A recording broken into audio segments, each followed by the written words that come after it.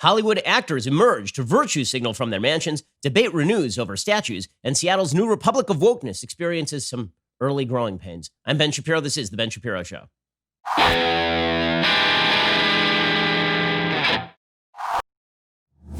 Today's show is sponsored by ExpressVPN. Don't let others track what you do. Keep yourself safe at expressvpn.com/Ben. Alrighty, so it's been an interesting 24 hours, and it seems like the narrative is beginning to shift a little bit. And one of the reasons the narrative is beginning to shift is because everything that starts off as a legitimate cause eventually becomes a grift for a certain number of people. And that doesn't mean that the vast majority of people who are involved in protesting police brutality are not sincere. I think that they are sincere, and I think protesting police brutality is worthwhile, just like every other human being, because every good person, including police officers, opposes police brutality, which is why it is a statistical rarity to uncover a case in which a police officer does something as egregious as what happened with George Floyd. Again, to cite the statistics, which I know everybody doesn't like to cite because we have to instead make the miasmatic argument that police generally across the nation are engaged in brutality and violence. The number of unarmed black men shot by the police, according to the Washington Post last year, was 9. Okay, that is a statistical anomaly. That does not mean that every one of those cases was not a tragedy.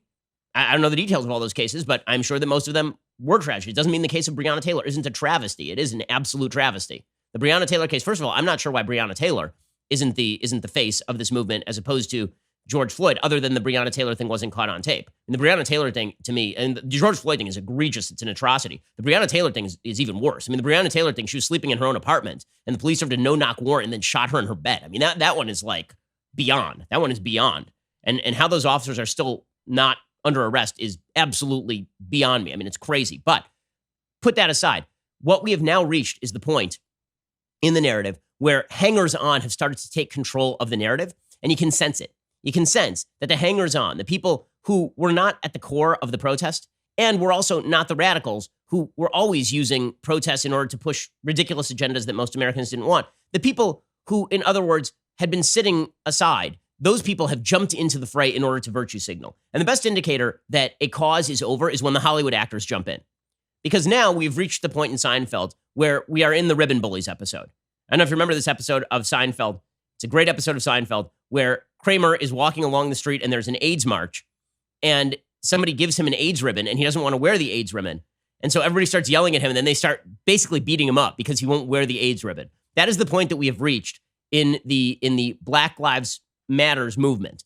Because right now, the question isn't whether you care about Black lives. You do. I mean, Kramer, I assume, cared about AIDS. The question is whether you are willing to virtue signal and how hard you're willing to virtue signal. And then once you virtue signal, what else can we get out of you? Okay, and so Hollywood has decided to jump in full scale and make mockeries of themselves. So I'm old enough to remember when 2 weeks ago, Madonna had her son dancing in the kitchen to Michael Jackson, and we were all mocking this. Like, oh, racism solved, guys, racism solved. But now all of Hollywood is engaged in the Madonna son dancing to Michael Jackson in the kitchen. That's what we now have. So yesterday, a bunch of very woke and very self-righteous Hollywood celebrities, including people like Aaron Paul and Kristen Bell and Sarah Paulson, did a video for ITakeResponsibility.org in which they announced that they were taking responsibility for all the world's sins.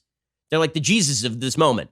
They're going to take responsibility of all the world's sins on their shoulder, and then they will rectify the imbalances in the universe by doing so. Now, I will say that for a bunch of actors, they don't do very good performances, except for Aaron Paul, who really dials this up to 11. Like at the end of this video, he goes full Jesse Pinkman. By the end of this video, Aaron Paul is basically screaming at the camera about police brutality and how the police are murdering people. And Julianne Moore suggests that Black people are being slaughtered in the streets by police. I mean, it really is some very solid stuff from Hollywood. But you can tell that for a lot of these stars, the things become a grift simply because they're doing what they are doing. And I don't doubt the sincerity of their feeling about Black people dying, because every decent person feels that. I do doubt the sincerity of putting out a video where they take responsibility for all the world's sins and suggest that they will never, ever, ever tell a bad joke ever again. Oh, they won't tell a bad joke ever again. Or, oh, they won't stand by and watch police brutality happen. Were they members of the PD? Were they standing by? Were they like there at the George Floyd killing? Because I don't remember Sarah Paulson there. And I feel like that would have been a big news story if Sarah Paulson had been there and just been standing by doing nothing. In any case, here was the video from these Hollywood stars pledging that they take responsibility. Now, be fair about this. When you're a Hollywood star and you say, I take responsibility, what you're actually saying is, I do not take responsibility for any of this stuff. What you're actually saying is, Everybody else is the bad guy. I'm the good guy. And the way you can tell I'm the good guy is because of my performative atonement. My performative atonement means I'm not like those other white people. And this video is like all white people. The entire video is a bunch of white people saying, I take responsibility, which really means I don't take responsibility. I'm one of the good ones, guys. I'm a good one. Right? I'm the kind of person who would plywood up my window and then spray paint Black Lives Matter on it. Right? That's the kind of person these actors are. Please don't break into my mansion, because the fact is that I am with you. I am with you all the way up until the point when it actually comes to sacrificing my part for a person of color. Then I'm not so into it. But like right now in front of this camera, the reason this is important, guys, is because you can see, again, what began as a sincere outpouring of upset over George Floyd and police brutality has become for so many people an opportunity to virtue signal on behalf of their own sort of political cadre and their insidery Hollywood cronies. Here was this video yesterday. It's astonishingly bad. I take responsibility. I take responsibility. I take responsibility. I take responsibility for every unchecked moment. For every time it was easier to ignore than to call it out for what it was. Every not so funny joke. Every unfair stereotype. Every blatant injustice, no matter how big or small. Every time I remained silent. Every time I explained away police brutality. Okay, stop it for a second. I mean, every time who explained away police brutality? Who among these actors was like, oh man, that Rodney King thing, that was great. Like what are you talking about? What are you talking about? Also, I'm really looking forward to the professional cut of all the various jokes that these various actors have told in the course of their careers that apparently they don't like anymore. I recognize that one of the people who's being most sincere here is Justin Theroux. Justin Theroux wrote Tropic Thunder, in which Robert Downey Jr. plays a black man and tells nothing but racist stereotypical jokes for 2 hours. Okay, so I'm going to go with, you guys didn't care about any of this stuff until you decided that it was worthwhile virtue signaling about it. The sincerity of, I'm here without makeup and I haven't shaved either. That means that I am totally sincere, guys. Now, I'm not going to stop this video until we get to Aaron Paul. My colleague, Matt Walsh, he had a great line about this yesterday. He called it the I Take Responsibility Challenge. How long can you get through this video before you have to turn it off? But we have to continue this video until we at least get to Aaron Paul's Oscar-worthy performance as very concerned white person. Every time I explained away police brutality or turned a blind eye. I take responsibility. Black people are being slaughtered in the streets, killed in their own homes. These are our brothers and sisters, our friends. Pause it there for a second. I'm sorry. That one, actually, I have to stop just to rebut it. Okay, the notion that black people are being slaughtered in their own homes by the cops is just nonsense. It's just nonsense. It is not true. Okay, the fact is that the police shot last year, according to the Washington Post, 1,004 people. About 250 of them were black. Nearly all of them were armed and resisting the police. Black people are not being slaughtered en masse by white people in their beds. And Dave Chappelle put out a comedy special. And Dave Chappelle's a comedian. He can obviously say what he wants. He's a comedian, right? He can make whatever jokes he wants. I'm not in favor of censorship of comedians or chiding them for the sorts of language they use or something like that. That's comedy. But Dave Chappelle makes a serious point in which he suggests that anyone who survives this nightmare is a hero. And I just think to myself, okay, there are 42 million black Americans. 41,992,500 of them were not shot last year. And of the remaining 7,500 who were shot, the vast majority were killed by other black people in the black community, because nearly all murder in the United States is intraracial, not interracial. And only 250 were shot by the cops at all, and only 9 were shot unarmed. So that does not sound like everyday black people are under existential threat in the United States, because they clearly are not. I mean, Dave Chappelle's a very, very wealthy person. LeBron James is a very, very wealthy person, has done very, very well for himself. Good for them. This is America. Everybody should have the opportunity to do really well for themselves, which is why we all stand against police brutality. But this notion that black people are being slaughtered en masse is so ahistorical, and by the way, degrading to history's actual evils. I mean, you want to talk about the mistreatment of black people? You don't have to go all that far back in American history to talk about mass mistreatment of black people. To compare today's black experience to the black experience of 1960 with legalized segregation and Jim Crow and miscegenation laws, or to compare it to slavery, is utterly asinine. And to take that crap from Julianne Moore, who's whiter than this piece of paper right here, is beyond me. Anyway, we finally get to Aaron Paul, Oscar winner Aaron Paul, in his finest performance. And killer cops must be prosecuted. They are murderers. We can turn the tide. It is time to take responsibility. Call out hate. Step up. and take action. I realize why they cast Aaron Paul as Jesse Pinkman, because he actually is Jesse Pinkman. He's just Jesse Pinkman. Like there is no other Aaron Paul. It's not like he was putting it on when he was doing, he really dials that Spinal Tap 11 there for Aaron Paul. Okay, so the point of this is not that this is important. The point is that it is frivolously unimportant. And we have reached the point of frivolous unimportance in this debate. We have. Remember, this thing started off as, how do we enact police reform so as to quash police brutality? How do we do that? Has anybody talked about any of that, like, in the last week? In the last week and a half? Like, Congress was pushing a bill. Does anyone know what was in that bill? Does anyone care? The answer, of course, is no. The media are covered with other narratives, And the problem for the press and the problem for the left is that once you broaden out the narrative from Americans need to care about kill black people, which we all do, to we're going to tear down statues of George Washington and Thomas Jefferson and set up autonomous zones in Seattle, Americans are like, you know what, I'm out. Once you move from we all ought to care about black people being victimized by police brutality to every white person is guilty of systemic racism in this country, and you must kneel and you must atone and you must put out a corporate statement or we're going to boycott you. Americans are like, you know what? Done. We're out. We're out because you have now moved beyond the point of the rational. We are not going to wear the ribbon just because you say that we're supposed to wear the ribbon. We may agree with the cause, but we are not going to be forced into Hollywood hostage videos, right? This is not something that we are into. And you can see the narrative turning because the left always goes too far. They can't just say, here's a wrong. How do we work to correct it? Because that might be too unifying. They refuse to be specific. Instead, you're supposed to swallow this entire narrative hook, line, and sinker. And I don't think that most Americans are willing to swallow the narrative that black people are systemically put upon by police in the United States and at threat of violence every single day, or that all white people in the United States are responsible for the subjugation of black people, which is why there is inequality between groups. I don't think most Americans believe that because it isn't true. It isn't factually true. And we're going to get to more of this in just 1 second. First, let us talk about the best Father's Day gift you can give. I'm talking about steak. Omaha steak. So Omaha actually sent me some kosher steaks. I know I'm special. They are incredible. They are delicious. And let me tell you, if I didn't keep kosher, I would be all over Omaha steaks like all the time because Omaha steaks, this is great stuff. They age that meat so that it is tender and it is juicy. It is hand carved, aged at least 21 days for tenderness and flavor. Here's what you get when you go to omahasteaks.com and enter the code Shapiro into the search bar. You save 55% on the gift Dad will love. For $79.99, here's what you get. 4 naturally lean top sirloin steaks, hand-carved, aged at least 21 days for tenderness and flavor. 4 premium boneless chicken breasts. 4 gourmet jumbo franks and kielbasa sausages. A package of savory all-beef meatballs. 4 perfectly brown potatoes au gratin.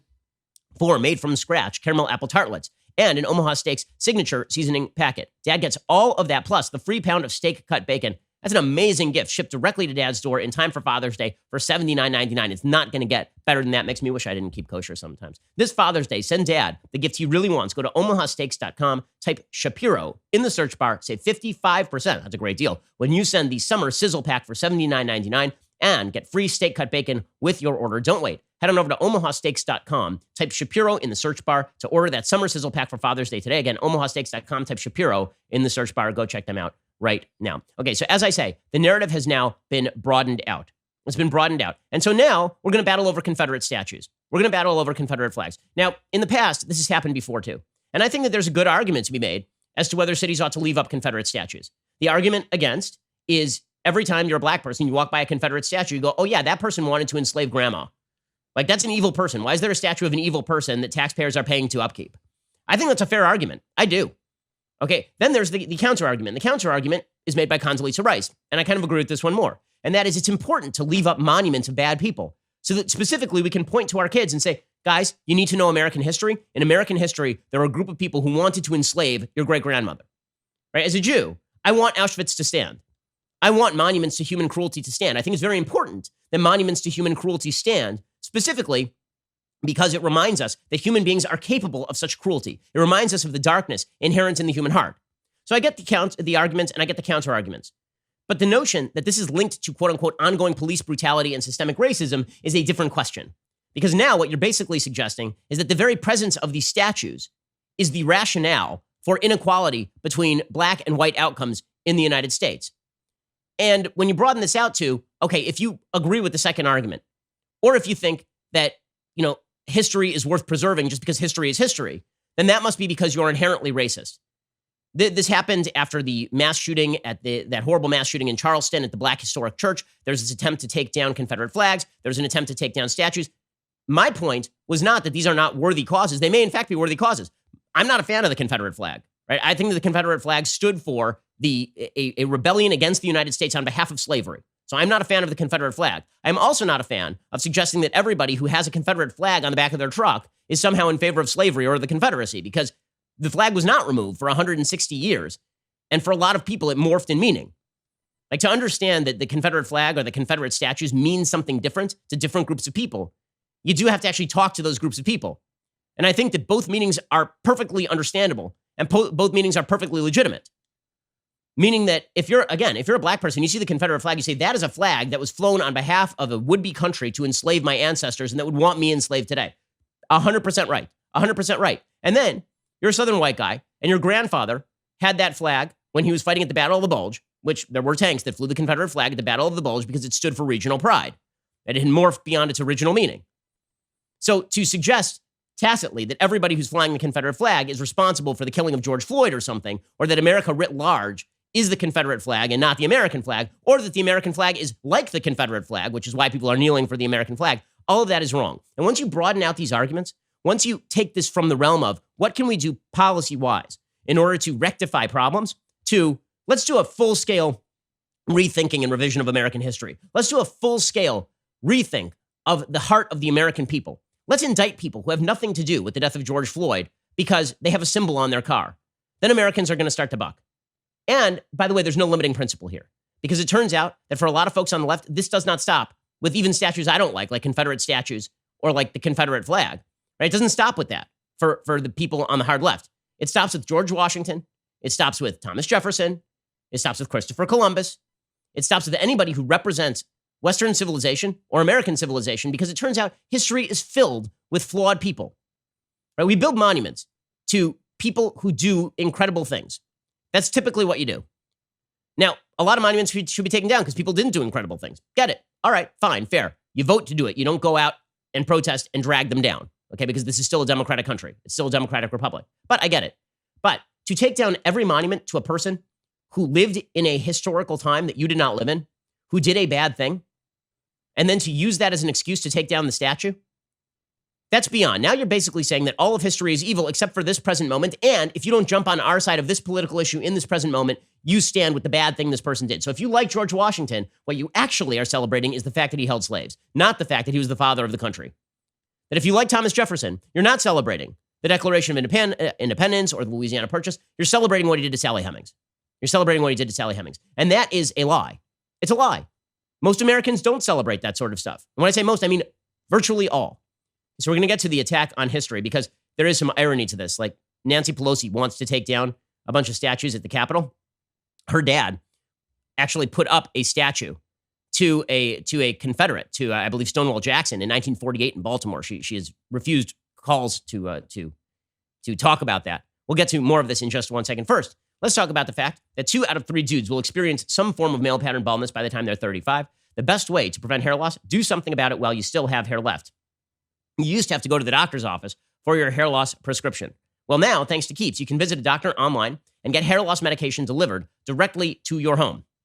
They make it easy. They deliver your medication every 3 months, so you can say goodbye to pharmacy checkout lines and awkward doctor's visits. Prevention is key, because once the hair is gone, it's basically gone. I mean, the chances of you regrowing it, fairly low. So go get it taken care of right now. You want to keep your hair, and you got to do it early, right? Because once it starts going, it's basically a one-way ticket to Mr. Cleanland. Find out why Keeps has more 5-star reviews than any of its competitors, and nearly 100,000 men trust Keeps for their hair loss prevention medication. Keeps treatments start at just $10 a month. Plus, for a limited time, you can get your first month for free. I've been using Keeps myself because male pattern baldness does run in my family. You should use it too. If you're ready to take action and prevent hair loss, go to keeps.com/Ben to receive your first month of treatment for free. That is KEEPS.com/Ben. Keeps.com/Ben. Go check them out right now. And again, you get your first month of treatment for free when you use keeps.com/Ben. Okay, so there's all of this argument now over these historical statues. And again, it is not restricted to Confederate statues. The Winston Churchill statue in London has now been boarded up. There's a picture today of it in an actual metal case, like an opaque metal case. You can't see it anymore. It's been boarded up. Statues of Christopher Columbus are being torn down. Now, you don't have to think that Christopher Columbus was a wonderful guy to acknowledge that him crossing several thousand miles of ocean without any clue where he was going, And bringing the possibility of Western civilization to the Western Hemisphere was a good thing overall for the world, even if it was a very bad thing for the natives he encountered. And that doesn't mean that Christopher Columbus is a wonderful guy or that you today would have done the same things that Christopher Columbus did. But to rip him out of history and then say all the bad things he did in history are unique to Christopher Columbus, which is obviously untrue. And then to suggest that the real reason you're taking him down is because all of history is filled with bad people. That's not what people are doing. Right? What they're actually suggesting when they tear down the Christopher Columbus statue is the same thing Howard Zinn did at the beginning of his People's History of the United States, suggesting that the vicious evil of Christopher Columbus was not the treatment of the natives per se. It was the fact that he brought capitalism to the Western Hemisphere. That's really what Howard Zinn says. Right? Because Christopher Columbus was a bad, evil Western civilization guy, he should be torn down. And that if Western civilization had never come to the Western Hemisphere, it would have been better for the world generally, which is an extraordinarily charitable read of both history as well as all circumstances on the North and South American continents prior to the arrival of Western civilization. The sort of ideal of a Rousseauian paradise before Western has ever hit is just not factually true. Steven Pinker has a whole section in his book about the fact that all societies experience violence, all societies experience tribalism, all societies that we know of experience heavy levels of warfare and conquering. Columbus was not unique in that. What made Western civilization unique is that Western civilization eventually turned against that. That's what makes Western civilization unique. And so Nancy Pelosi has joined in this. She says she wants to take down statues at the Capitol. She wants to take down Confederate statues at the Capitol. Now, the goal of this is really to suggest that anybody who doesn't want to take down Confederate statues stands with the Confederacy. No, maybe you just like American history and you think it's very, very important to discuss the fact that many of the people who founded the Confederacy actually were high-ranking members, really high-ranking members of the American government until they founded the Confederacy. And so you have to recognize the evil that is present in every human heart and in American history. Like, you want to create what's amazing right now is that when it comes to American history, the left has basically suggested not a well-rounded American history, a well-rounded version of American history. Basically, they've suggested the only book you need to read about American history is Howard Zinn. Katie Tur from MSNBC tweeted this yesterday. She tweeted, "You should just go read Howard Zinn," which is a stupid person's idea of a smart history book. It's a people's history of the United States. What you should do is you should read a people's history of the United States, and you should also read a traditional American history, and you should recognize that a people's history is propagandistic nonsense in large sense. He literally says that the fascism that America defeated in World War II, in his book, was then taken into the bones of the United States. This is something that Howard Zinn says in his book. Howard Zinn is a garbage historian. There's a great book called Debunking Howard Zinn that is well worth the read. You should go check that out.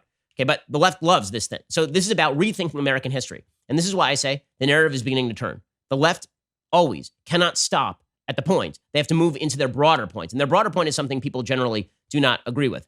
Even Andrew Cuomo, the governor of New York, is saying, like, no, this is not a thing. We're not taking down Christopher Columbus statues. Here's Andrew Cuomo. Man's a Democrat, but he still understands that Christopher Columbus is a meaningful figure in the history of America and in the history of Western civilization. Here is Andrew Cuomo. The Christopher Columbus statue represents, in some ways, the Italian-American legacy in this country and the Italian-American contribution in this country. I understand the feelings about Christopher Columbus and some of his acts, which nobody would support. But the statue has come to represent and signify appreciation for the Italian-American contribution to New York. For that reason, I support it. Okay, so he is right, but he's also, missing the point, which is that the real reason it's good that Christopher Columbus came to the Western Hemisphere is because it is good that Western civilization came to the Western Hemisphere, even if Christopher Columbus did very, very bad things. Right? You can acknowledge both of those things at once. That's called an actual well-rounded version of history.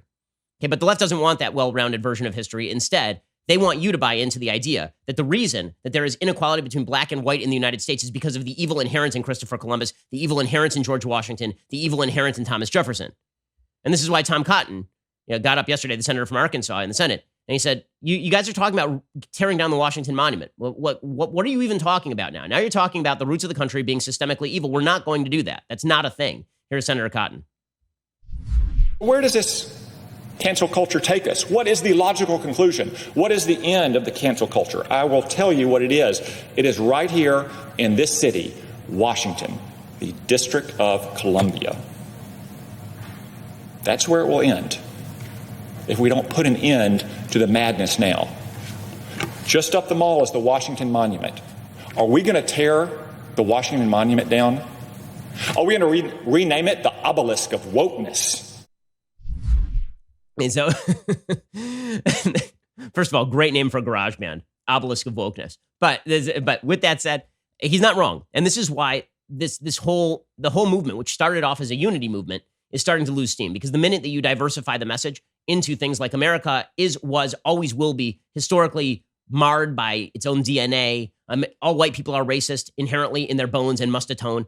Like, this sort of stuff does not have a shelf life. It doesn't. It has a radioactive half-life for most human beings. And that's what you're starting to see happening right now, because it turns out that when you are stumping for something universally good, people generally are on your side. When you broaden that out to indict people for things they didn't do, not so much. We're going to get to more of this in just 1 second. First, let us talk about the fact that now is a terrible time to go to the post office. I mean, why would you go to the post office generally anyway when you could stay at home and just use stamps.com? You're sending a lot of packages these days, but you don't want to wait in line at the post office. Right now, head on over to stamps.com. You can print postage on demand, skip the lines and the crowds at the post office. Never a better time to skip lines and crowds than right now. Plus, you can actually save some money with discounts you can't even get at the post office. And as if that wasn't enough, stamps.com is also offering UPS services with discounts up to 62%, no UPS residential surcharges. Here at the Daily Wire, we have been using stamps.com to save time and money since 2017, which is why we have a successful business. Stamps.com brings all the services of the Postal Service directly to your computer. You can use your computer and print official U.S. postage 24/7 for any letter, any package, any class of mail, anywhere you want to send it. And once your mail is ready, you just leave it for the mail carrier and schedule a free package pickup, drop it in the mailbox, and you're done.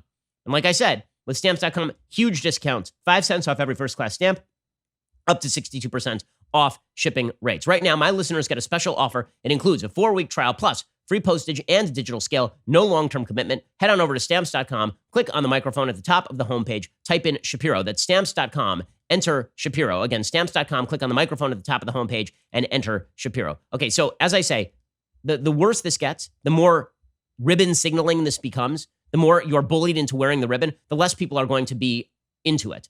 And this has taken some pretty radical ramifications. So, for example, like what are Americans expected to buy into is really the question. What are Americans expected to buy into? Because we were all on board with police brutality is bad. Here are some reforms we might make. We were all pretty much into that. But then it turned out that that wasn't the agenda. It turns out the agenda was much broader and deeper than that. And that's a problem. And so people like David Shore, good example. According to Jonathan Chait, writing at New York Magazine, David Shore is a 28-year-old political data analyst and social democrat who worked for President Obama's re-election campaign. On May 28th, Shore tweeted out a short summary of a paper by Princeton professor Omar Wasow. The research compiled by Wasow analyzed public opinion in the 1960s and found that violent and nonviolent protest tactics had contradictory effects. Shore's synopsis was straightforward. Quote, post-MLK assassination race riots reduced Democratic vote share in surrounding cities by 2%, which was enough to tip the 1968 election to Nixon. Nonviolent protests increase Democratic vote, mainly by encouraging warm elite discourse and media coverage. So he's making a simple point. Nonviolent protest, good. Violent protest, bad. He was fired. He was fired. Ari Trujillo Wessler, the founder of Open Field, a Democratic canvassing app, replied, this take is tone deaf, removes responsibility for depressed turnout from the 68 party, and reeks of anti-blackness. David Shore said the mechanism for the paper isn't turnout. It's violence driving news coverage that makes people vote Republican. The author does a great job explaining his research here. Employees and clients on Civis Analytics complained that Shore's tweet threatened their safety. The next day, Shore apologized for even tweeting out this point. Civis Analytics undertook a review of the episode, and then Shore was fired. So, in other words, if you say that nonviolent protests are better than violent protests, they will fire you now. It doesn't matter that you were a Democratic socialist who backed Barack Obama. They will fire you for that. Or let's say, remember, I'm old enough to remember like a week ago when the message from Democrats is that most cops were good, there were just some bad cops.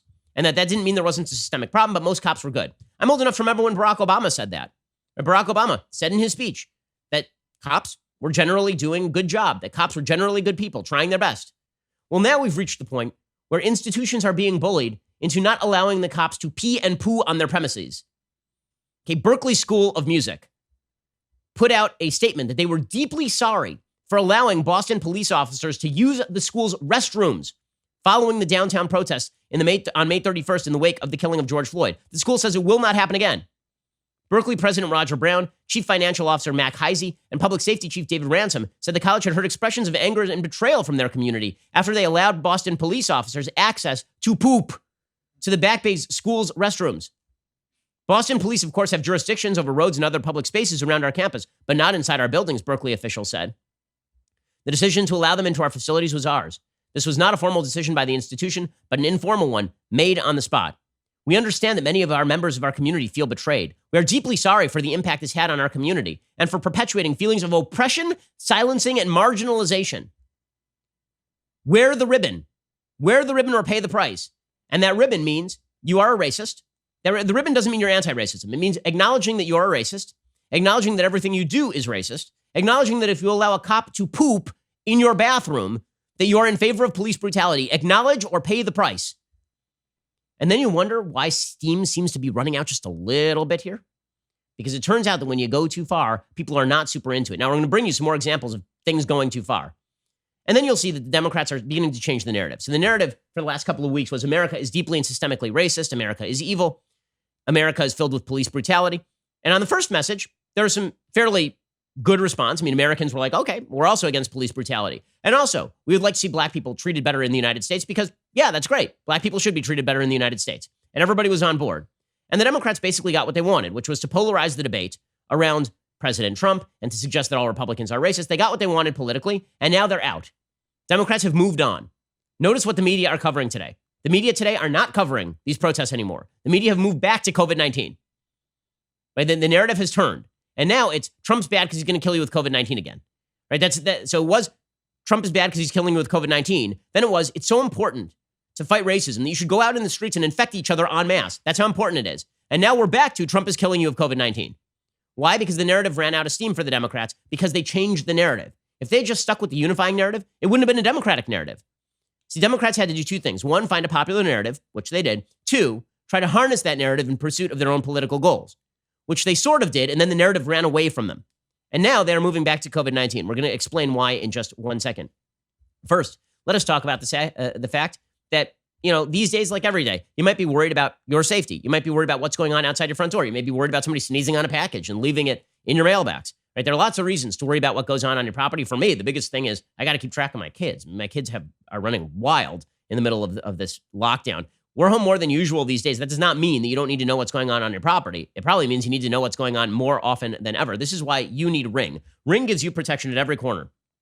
Video doorbells let you answer the door and check in on your home anytime. Keep an eye on your doorstep. Speak to delivery people when you can't come to the door. With outdoor security cameras, you can check in on every part of your house and never miss a moment. Smart lighting brightens up blind spots, makes sure you always come home to a brightly lit house. Full home security systems give you everything you need to protect your family, pets, and property. I've been using Ring for years at my property. It makes me feel safer. It makes my wife feel safer. Get a special offer on the Ring Welcome Kit when you go to ring.com/Ben. That welcome kit includes the Ring Video Doorbell 3 and the Chime Pro. That's all you need to start building custom security for your home today. Go check them out right now at ring.com/Ben. Again, that's ring.com/Ben. You get that welcome kit, including the Ring Video Doorbell 3 and the Chime Pro. You get a special offer on that when you go to ring.com/Ben. Okay, we're going to get into how the narrative got away from the Democrats and how they basically are taking their ball and going home now. That's essentially what's happening. You can see it with the Democrats. They're shifting the narrative from Trump is bad because he's racist to Trump is bad because he's racist because COVID-19. Right? That's the new tactic. And that's because once you have moved from police brutality is bad to all cops are bad and all white people are bad, and also, how about we set up an autonomous zone in Seattle? Most Americans are like, you know what? I'm out. And you can see it happening in real time.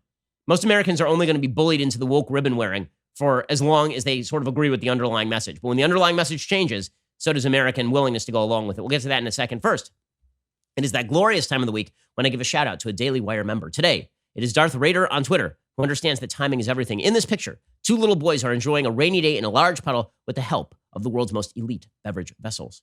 The caption reads, "No sooner did we receive our 2 Leftist Tears tumblers in the mail than Leftist Tears started pouring from the sky. I don't know what we would have done without them. Hashtag Leftist Tears tumbler." Those are some cute kids right there. My goodness. Cuties. 2020 has been an unbelievably insane year. You should become a member just like Darth Raider did. Go check out everything that we've got over at dailywire.com. Right now, we have a Reader's Pass offer for you. If you're a political junkie set on getting actual information, get a Reader's Pass today from dailywire.com. You get access to exclusive op-eds from us, your podcast hosts, our guest writers, as well as in-depth analysis from Daily Wire reporters on top of our breaking news. The membership tier is already a bargain at $3 a month. If you join today, you get your first month for 99 cents, which is a great deal. You also get access to our mobile app. You receive push notifications for breaking news and special content, as well as joining the community of Daily Wire members actively commenting and discussing our content with each other. So you can be part of our crowd, which is fun. That mobile ad-free access to all of the Daily Wire news, exclusive op-eds, all our podcasts on the mobile app, available for the low, low price of $1. Best of all, your dollars are getting you the news you need without the leftist spin. So head on over to dailywire.com/subscribe and join today. Also, I think that the last book I wrote, Right Side of History, was a very important book. I think that the most important book I've written for the time we are in is How to Destroy America in 3 Easy Steps. It's already an Amazon bestseller 6 weeks out from publication. You should go pre-order it now. It is describing exactly what is going on in the country and explaining how to rebut it. What we are watching in real time is the destruction of the history of the country, the destruction of the philosophy of the country, the destruction of our key fundamental rights. We are watching all that happen. I explain why in the book and how to stop that, how to rebut it, why the arguments are bad in favor of it.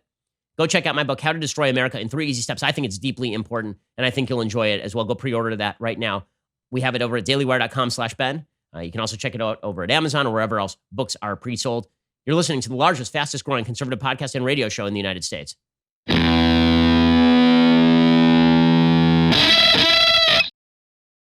So people, this movement has gone too far because, again, the movement has had ramifications that people are expected to swallow that they originally were not up for.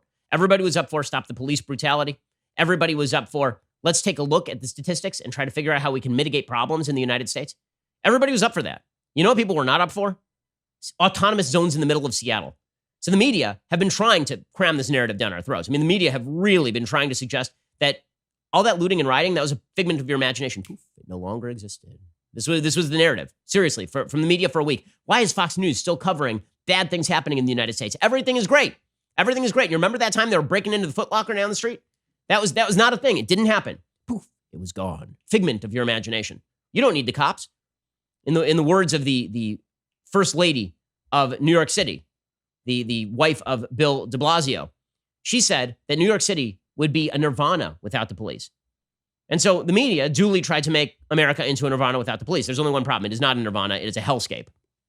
So over in Seattle, they've set up Chaz. Chaz, the worst name for a republic ever. The Republic of Chaz. The state of Chaz, man. Which sounds like a smooth jazz show on 92.7, The Wave, at 2 a.m. Welcome to the Republic of Chaz. We're going to play some Winston Marsalis now on the Republic of Chaz. In any case, the Republic of Chaz is not nearly that mellow or that cool. The Republic of Chaz is actually a terrible, terrible place. The Seattle police chief, who happens to be a person of color, said leaving was not our decision. Like we were forced to abandon this part of the city by the mayor, Jenny Durkin, and we were not into it because actually it has some pretty bad ramifications. She says, not our choice. We weren't up for it. You should know leaving the precinct was not my decision. You fought for days to protect it. I asked you to stand on that line day in and day out, to be pelted with projectiles, to be screamed at, threatened, and in some cases hurt. Then to have a change of course nearly 2 weeks in, it seems like an insult to you and our community. Ultimately, the city had other plans for the building and relented to severe public pressure. Yeah, I mean, when the Seattle PD chief, who is a black woman, is out there ripping into Mayor Jenny Durkin and saying, like, you are just terrible at your job, you may think things have gone wrong. The media are trying to cover for this. Seattle police chief also said, by the way, there's crimes going on in there. Like, it's tripled our 911 time. You call 911 from inside that zone, we cannot get in. Right? It is making it impossible for us to do our job. Here she was yesterday explaining. Our 911 response times have tripled in the area. They've gone from just over 5 minutes to about 18 minutes. Rapes, robberies, and all sorts of violent acts have been occurring in the area that we're not able to get to. So it is not right for us not to be able to deploy our officers here. Okay, that is Seattle Police Chief Carmen Best saying, like, there's crime going on in there and we can't do anything about it. Meanwhile, Mayor Jenny Durkin, like, because Trump attacked this and Trump said, like, this has to stop, the Democrats are reflexively defending the full takeover of 6 city blocks in the middle of Seattle where lawlessness is running rampant as a block party. Here's idiot Mayor Jenny Durkin. She compared the Republic of Chaz to a block party. She's a block party. It's just like the summer of love out there, except for, the armed bands who are roaming and threatening people with baseball bats, a thing that is actually happening, as we'll see. Here's the mayor comparing Chaz to a block party. I think it has been described by the president and others as what it is not. It is not a armed Antifa militia no-go zone. We've had blocks of Seattle and Capitol Hill shut down every summer for everything from Block Party to Pride. This is really not that much of an operational challenge, but we want to make sure that the businesses and residents feel safe, and we'll continue to move that forward. That's it. So I love that. The police chief is like, yeah, it's an operational challenge. We can't get in. And the mayor's like, it's not an operational challenge. It's fine. It's fine. Meanwhile, Governor Inslee, yesterday he said he knew nothing about the Republic of Chaz. It was a figment of his imagination. By the way, again, like, why couldn't you name it something cool? The Republic of Chaz is just such a bad name. Like, you could choose anything and you come up with the Republic of Chaz, the People's Republic of Chaz. Anyway, Governor Inslee tweeted out, what we will not allow are threats of military violence against Washingtonians coming from the White House. The U.S. military serves to protect Americans, not the fragility of an insecure president. So you're defending a paramilitary takeover of 6 city blocks with barricades set up and people's IDs being checked. And the big threat is Trump saying that he's going to restore the rights of people who live inside that zone. I mean, they'll defend anything. When I say that the narrative has gotten away from folks on the left, this is what I mean. If you're now asking most Americans to swallow whole the notion that they themselves are implicitly racist, that you have to allow city blocks to be taken over in the name of wokeness, that we're going to tear down the Washington Monument, that we're going to shut off the pee-pee rooms to all the cops, that we're going to throw out of a job anybody who mentions a fact, that we're going to boycott anybody who says a true thing. Most Americans are going to be like, you know what? This is not livable. No. The answer is no. The narrative has gotten away from the Democrats because they emboldened the most radical point of view in their party and decided, instead of centralizing around a unity message that most Americans could get behind, they would instead go for the most radical message and just continue to follow that path. It's pretty incredible. Now, the media, they haven't given up on this. The media are still trying to pretend that the Republic of Chaz is going really well. Now, number one, I have some evidence that the Republic of Chaz is not really going all that well. It is sheer hilarity to watch the developments in the developing nation of Chaz. It's pretty spectacular. They set up a farming co-op. I think that they may need some Republicans to set up this farm for them, because I think that their garden is a fail. It looks like they just bought some topsoil and then they literally just poured it on grass.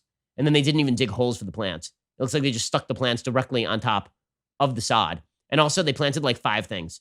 So that will be enough to feed one person a vegan salad 1 month from now. So I have a feeling they may have some severe food shortages in the Republic of Chaz.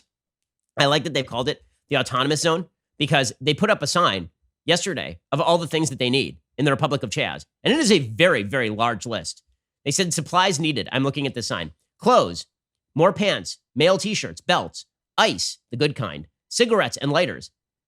Ice, the good kind. I get it, like not Immigration and Customs Enforcement. Cigarettes and lighters. Wow, I didn't know that was a thing. Lanterns, flashlights, headlamps, portable solar chargers, Gatorade, backpacks, tents, track phone minutes cards, because you got to have the disposable phones, guys. Body lotion. Wow, don't know what's going on in the Republic of Chaz. Shoes, bedding and comforters, zip ties, folding chairs, laundry bags, personal fans, body wash, disinfectant, and sunglasses. It doesn't sound like they're very autonomous. It doesn't sound super autonomous to me, got to be honest with you. Also, we've been hearing that it's very peaceful, right? It's a block party, according to the mayor. Well, the occupiers forced out a journalist. So a person went in there with a camera, and one of the marks of a fully free zone is that you should be able to go in there and film things, but apparently the people who run the place are not so hot on that. So here's some video of a person basically being put upon by the new police force in the Republic of Chaz. Remember, this was done to abolish the police. So meet the new police, much worse than the old police. Here they are going after a person filming them. Who don't matter? This mother. Who don't matter? This mother. Who don't matter? Okay, this guy's walking around with the camera, and there is a very large man following him, shouting and chanting, "Who don't matter? This MFer." So remember that time that people said Black Lives Matter and All Lives Matter are not actually mutually exclusive, right? Black Lives Matter just means that people don't pay attention to Black lives. That's why we say Black Lives Matter. Well, now you have a person overtly saying that some lives actually don't matter as long as we disagree with them. Right? There's nobody who's saying Black lives don't matter, but you got this guy and a crowd chanting, whose life doesn't matter? This guy's life doesn't matter because he's filming in the Republic of Chaz. Things are going great in the developing nation of Chaz. Meanwhile, governance in the Republic of Chaz has fallen on hard times. Yesterday, hilarious tape broke of them having a struggle session. They were trying to figure out what's coming next in the internecine squabble between the Bolsheviks and the Mensheviks over in the Republic of Chaz. Julio Rosas got this tape. He's a reporter for townhall.com. He was on our radio show yesterday. Here was some of the leadership of the Republic of Chaz trying to figure out what they do next. Apparently, there's an argument whether they're supposed to disband whether they try to take over the neighboring regions of Chaz, or whether they just move the Republic of Chaz to a different area, because apparently they have picked all of the shelves clean. Here are the speakers trying to figure out what exactly they're supposed to be doing now. What kind of change do you get from bickering back and forth? We can all check this out. I'm not done talking, boy. I'm not done. Brady Francis on the mic. I'm not done. You gonna let me talk? I got the mic. Hush. This is supposed to be a peaceful protest. Then you know what? Use your words and your pen. Then go ahead and write a review, write a complaint. Do what you got to do. But taking a bunch of folk up there to riot and do all that, what does that solve? Okay. Well done. Everything going very, very well over here. So here's the problem for Democrats. Because they've gone so far with this thing, because they're now to the point of defending all of this as just a normal sort of block party. And by the way, the media are fully defending it.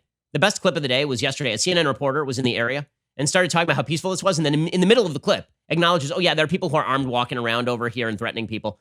And there are people who are trying to break up his segment on Anderson Cooper. The media are just, they are an extension.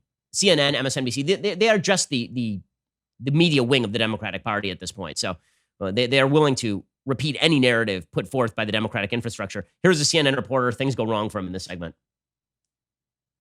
If, in fact, there is going to be federal officers or federal law enforcement come to this area, it is not going to be a pretty situation. These people have made it clear that unless there's some kind of major reform, and remember, they want to see this police department defunded or even abolished, short of some type of major concession, they're not going to leave voluntarily. And we should point out that Washington is an open carry state. And no doubt, some of these protesters are armed, Anderson. So you have to worry about the potential for bloodshed, the potential for violence, if in fact they're going to try to remove these people by force. But it's a peaceful block party, everybody. It's a peaceful block party. Whoops. CNN lets the cat out of the bag. Okay, so here's the problem for the Democrats. This gives Trump a pretty good talking point. Do you like when large swaths of your city are turned over to roving bands of communists? Is this like your favorite thing? Are you into it? Are you into the idea that statues, the Thomas Jefferson Memorial and the Washington Monument, these things ought to be torn down? Are you warm to that idea?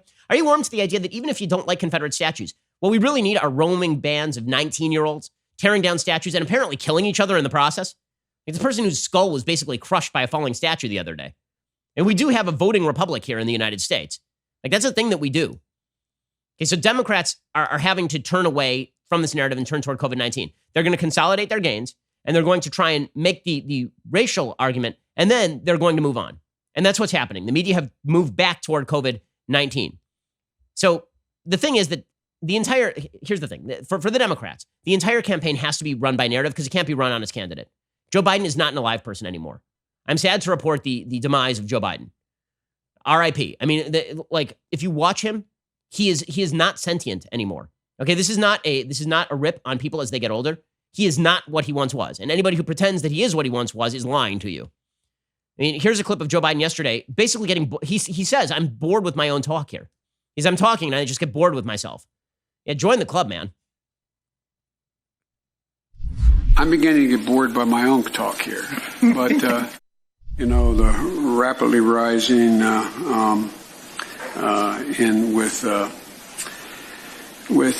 don't know. It's over. It's over for Joe Biden, right? So they're left with just the narrative. And the narrative is that Donald Trump is a racist. And so we reached the actual endpoint for many of these Democrats. The point was never to solve police brutality. The point for many Democrats, not the protesters, many of the protesters are sincere. The point for top-level Democrats was to channel the anger into anger at Trump. That, for a lot of Democrats, that's what this was about. That's why they broaden the narrative and then kneel, not because they are trying to solve the problem of police brutality, but because they want to drive the broader narrative that America is a systemically racist place and that systemic racism is represented by Donald Trump. So here was Joe Biden doing this routine about Trump on race.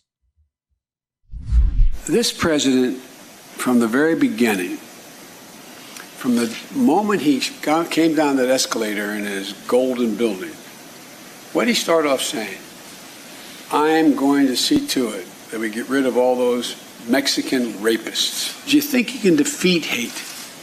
You can only make it hide. And when you give it oxygen, when a president speaks, no matter how good or bad he is, people listen.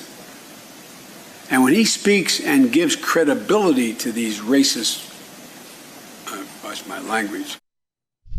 Okay, so again, this is the narrative the Democrats have tried to drive. The problem is that they've gotten what they want out of their narrative. Right? They'll continue to push it. Right? Kamala Harris is very likely going to be Biden's VP pick, even after she called him a racist for opposing forced busing. Kamala Harris yesterday, she suggested that Donald Trump throwing a rally in Tulsa, which is happening June 19th, which is known as Juneteenth, which was the day, historically speaking, when the Emancipation Proclamation was finally read in Texas, which was the final state to receive news of the Emancipation Proclamation.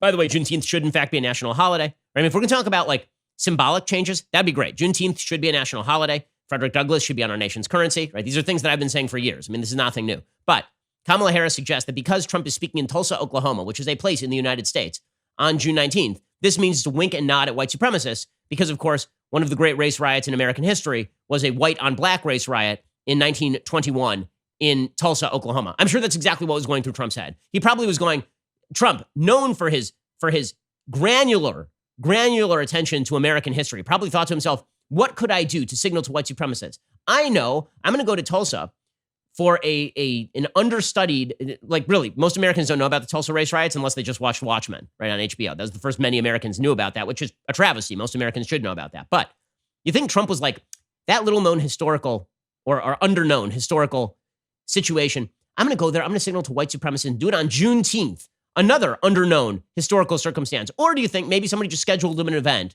and he's going there? So, but this is the narrative, right? The problem is that at this point, because the narrative has moved away from the Democrats, because they've gotten what they want out of it, they've gotten the poll numbers out of it, they've gotten to dump Trump on numbers because of his response to this whole thing. And now because things are getting worse, not better. Now because there are no policy platforms on the page that are actually going to result in any political benefit to them. See, here's the thing. If they get a wide bipartisan bill to ban chokeholds, it doesn't benefit Democrats at all. And they're not going to do anything like racial reparations because it's too divisive and most Americans don't like them. So instead, they go to the narrative. The narrative is Trump is bad. They got what they wanted. So now they're just moving on to COVID-19 again, which is going to be a hard press because, again, they're the ones who said to everybody, go out and protest in the streets without masks. So Tom Perez is doing this. We're back to covering COVID-19 as a crisis, which, by the way, is spooking the stock market. And it is the media coverage spooking the stock market because the reality is we are not actually seeing spikes in these states. What we are seeing is a slow and gradual rise in states where this thing never went away. Right? This isn't a second wave. This is a first wave. Because it turns out that when you lock down, all you do is prevent the first wave, which is something I've been talking about for a long time. When you relieve lockdown, then people are going to get infected. But Tom Perez is now back to suggesting that Trump is killing black people with his COVID-19 response. Here's Tom Perez, the DNC chair. Donald Trump, rather than battling bigotry, wants to battle Twitter. Rather than bringing us together, he wants to continue to drive us apart. What has he done to black people in America? He has killed them in some places because of his failed response to coronavirus. The unemployment rate, joblessness, hopelessness that he is trying to stoke. The differences between Joe Biden and Donald Trump couldn't be clearer. So this is back to the COVID-19 narrative. So I hope that everybody enjoyed 2 weeks of the George Floyd narrative. I hope they enjoyed it because it turned out that the Democrats weren't sincere about actually wanting change. All they wanted to do was benefit from unrest. Again, not the protesters, Democratic politicians. But now we're back to COVID-19, guys. So the narrative is over. Everybody back to their regular day jobs of suggesting that Donald Trump is killing people because of ending lockdowns, even while Democratic governors are ending lockdowns. Alrighty, well, we have reached the end of today's show, but we'll be back here later today with 2 additional hours of content. Otherwise, as I've been saying every weekend, try not to burn down the country, please. Like one of these weekends, could we do this? Just one? Otherwise, enjoy your life. Stay away from other people. Wear a mask. I'm Ben Shapiro. This is The Ben Shapiro Show. The Ben Shapiro Show is produced by Colton Haas, executive producer Jeremy Boring, supervising producer Mathis Glover and Robert Sterling, assistant director Pavel Wydowski, technical producer Austin Stevens, playback and media operated by Nick Sheehan, associate producer Katie Swinnerton, edited by Adam Sayevitz. Audio is mixed by Mike Coromina. Hair and makeup is by Nika Geneva. The Ben Shapiro Show is a Daily Wire production. Copyright Daily Wire 2020. You know, the Matt Walsh Show, it's not just another show about politics. I think there are enough of those already out there. We talk about culture because culture drives politics and it drives everything else. So my main focuses are life, family, faith. Those are fundamental, and that's what this show is about. I hope you'll give it a listen.